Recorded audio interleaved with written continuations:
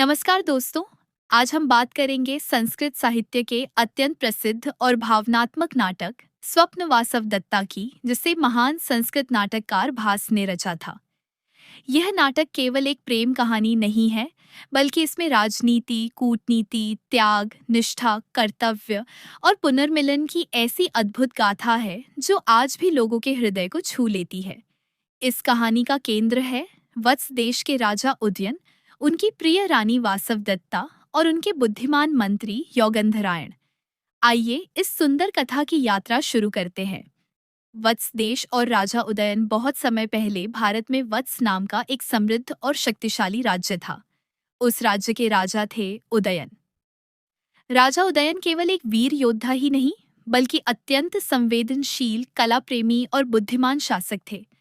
उन्हें विशेष रूप से वीणा वादन का बहुत शौक था। उनकी ख्याति दूर दूर तक फैली हुई थी। प्रजा उनसे प्रेम करती थी क्योंकि वे न्यायप्रिय और दयालु राजा थे। लेकिन हर महान राजा के जीवन में संघर्ष अवश्य आता है, और उदयन के जीवन में भी एक बड़ा मोड़ आया। वासव दत्ता से पहली भेंट उज्जैनी के राजा प्रद्योत भी एक शक्तिशाली शासक थे। उनकी पुत्री थी राजकुमारी वासव दत्ता। वासव दत्ता अत्यंत सुंदर, बुद्धिमती और संस्कारी थीं। उनकी सुंदरता और गुणों की चर्चा चारों ओर होती थी। राजा प्रद्योत ने एक बार चालाकी से उदयन को बंदी बना लिया। उन्हें अपने राज्य में कैद कर लिया गया। हालांकि यह राजनीतिक बंदीगृह था, पर उदयन को सम्मान के साथ रखा गया। वहीं राजकुमारी वासव दत्ता ने पहली बार उदयन को देखा। उदयन की वीरता, विनम्रता और संगीत कला ने वासव दत्ता के हृदय को छू लिया। धीरे धीरे दोनों के बीच प्रेम उत्पन्न हुआ। उदयन भी वासव दत्ता की सरलता, सौंदर्य और संवेदनशीलता से प्रभावित हुए। दोनों का प्रेम गहरा होता गया। अंततः अनेक घटनाओं के बाद दोनों का विवाह हुआ और वासव दत्ता उदयन की रानी बनकर वत्स देश आ गई। उनका दाम्पत्य जीवन अत्यंत सुखमय था। राज्य पर संकट, लेकिन जीवन केवल सुख का नाम नहीं है। वत्स राज्य के चारों ओर शत्रु शक्तियां बढ़ने लगीं। राजनीतिक परिस्थितियां बदल रही थीं। राजा उदयन अपनी रानी से गहरा प्रेम करते थे और पारिवारिक सुख में अधिक समय बिताने लगे थे। इससे राज्य की शक्ति कुछ कमजोर पड़ने लगी। उनके मंत्री योगंधरायण यह सब देख रहे थे। योगंधरायण अत्यंत बुद्धिमान, दूरदर्शी और राज्यभक्त मंत्री थे। वे जानते थे कि यदि समय रहते कोई बड़ा राजनीतिक कदम नहीं उठाया गया तो वत्स राज्य संकट में पड़ सकता है। उन्होंने सोचा कि यदि राजा उदयन का विवाह मगध राज्य की राजकुमारी पद्मावती से हो जाए तो दोनों राज्यों के बीच मजबूत राजनीतिक संबंध बनेंगे और वत्स राज्य सुरक्षित हो जाएगा। लेकिन सबसे बड़ी समस्या यह थी कि उदयन वासव दत्ता से इतना प्रेम करते थे कि वे दूसरा विवाह कभी स्वीकार नहीं करते। योगंधरायण को एक कठिन लेकिन आवश्यक योजना बनानी पड़ी। मंत्री की योजना मंत्री ने एक गुप्त योजना बनाई। उन्होंने वासव दत्ता को सारी स्थिति समझाई। उन्होंने बताया कि राज्य की रक्षा के लिए यह बलिदान आवश्यक है। वासव दत्ता ने पहले तो यह सुनकर गहरा दुख अनुभव किया। वे जानती थीं कि उदयन उनसे कितना प्रेम करते हैं और वे स्वयं भी उदयन के बिना जीवन की कल्पना नहीं कर सकती थीं। लेकिन वे केवल एक प्रेमिका नहीं थीं, वे एक आदर्श रानी भी थीं। उन्होंने राज्यहित को अपने व्यक्तिगत सुख से ऊपर रखा। उन्होंने कहा, यदि मेरे त्याग से राज्य सुरक्षित होता है तो मैं यह बलिदान देने के लिए तैयार हूं।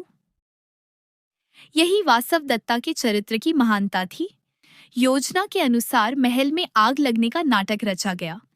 संपूर्ण राज्य में यह समाचार फैला दिया गया कि रानी वासव दत्ता उस आग में जलकर मृत्यु को प्राप्त हो गई।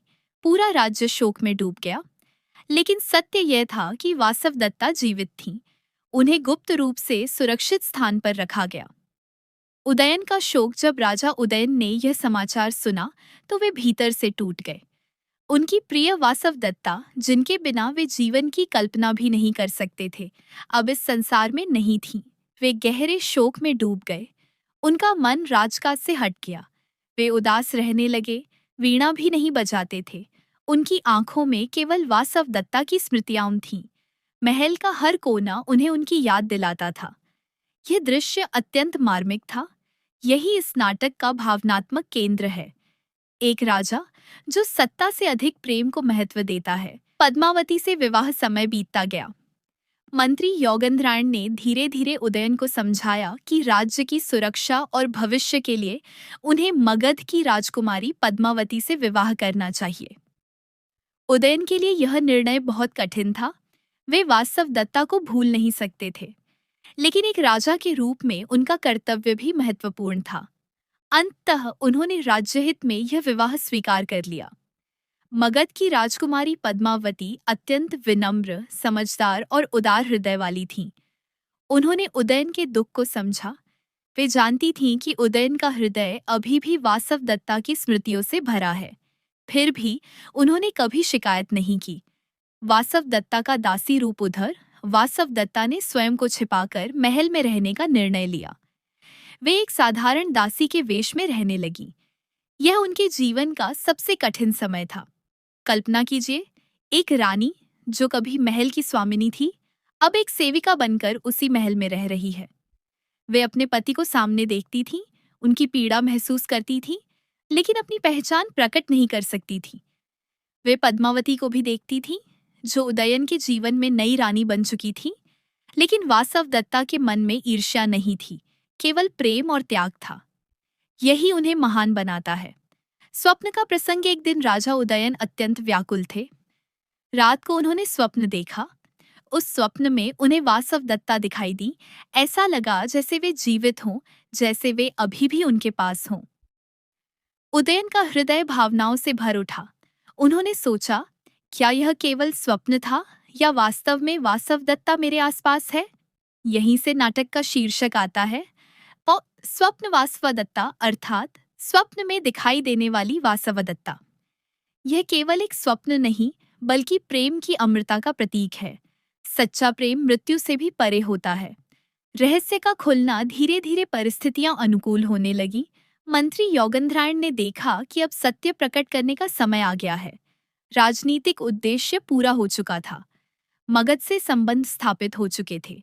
राज्य सुरक्षित था। अब वासव दत्ता को और छिपाकर रखना उचित नहीं था।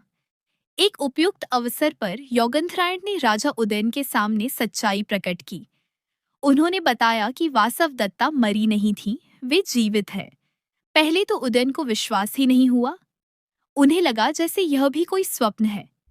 लेकिन जब उन्होंने वास्तव में वासव दत्ता को अपने सामने देखा, तो उनकी आंखों से आंसू बह निकले। यह पुनर्मिलन अत्यंत भावुक और हृदयस्पर्शी था। उदयन ने वासव दत्ता को गले लगा लिया। उनका प्रेम फिर से पूर्ण हो गया। पद्मावती की महानता इस कहानी में केवल वासव दत्ता ही नहीं, पद्मावती का चरित्र भी अत्यंत प्रेरणादायक है।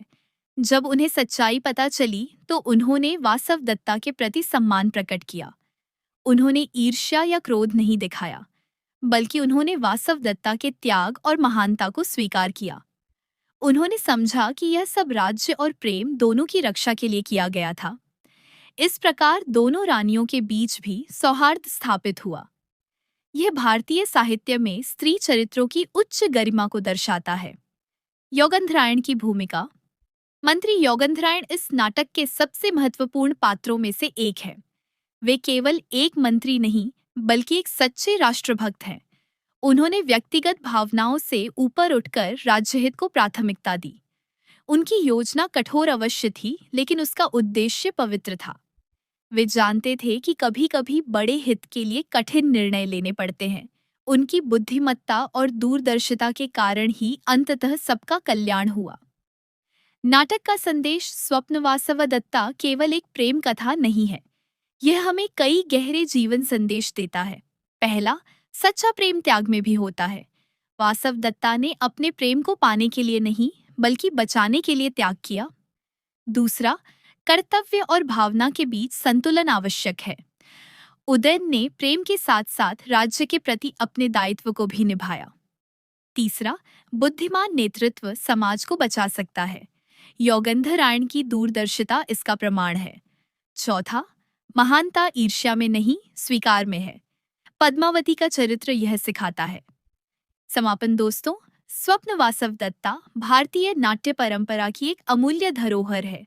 इसमें प्रेम है, पीड़ा है, राजनीति है, त्याग है और अंत में सुखद पुनर्मिलन भी। भास ने इस नाटक के माध्यम से यह सिद्ध किया कि साहित्य केवल मनोरंजन नहीं, बल्कि जीवन का गहरा दर्शन भी है। वासव दत्ता का चरित्र आज भी हमें प्रेरित करता है कि सच्चा प्रेम स्वार्थ से ऊपर होता है। उदयन हमें याद दिलाते हैं कि संवेदनशीलता भी एक राजा की शक्ति हो सकती है, और योगेंद्रायण बताते हैं कि राष्ट्रहित सर्वोपरि है। इसी के साथ आज का हमारा साहित्यिक पॉडकास्ट यहीं समाप्त होता है। यदि आपको ये कहानी पसंद आई हो तो अगली बार हम फिर मिलेंगे एक नई साहित्यिक यात्रा के साथ। तब तक के लिए धन्यवाद। नमस्कार।